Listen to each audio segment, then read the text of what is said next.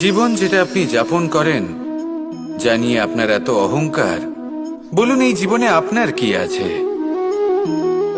আপনাকে জন্ম দিয়েছেন আপনার মাতা, তারপর আপনাকে হাঁটতে শিখিয়েছেন, কথা বলতে শিখিয়েছেন, ভাষা শিখিয়েছেন, আরো অনেক কিছুই শিখিয়েছেন আপনার গুরু বা আপনার মাতা পিতা অথবা এই সংসার।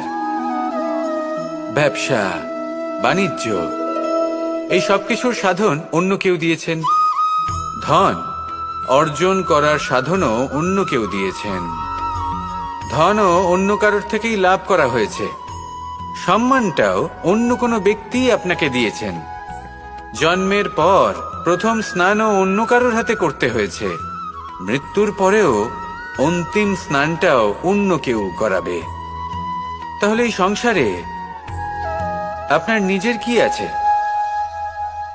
জীবন। শুধু এটাই আছে যেটা আপনার নিজের।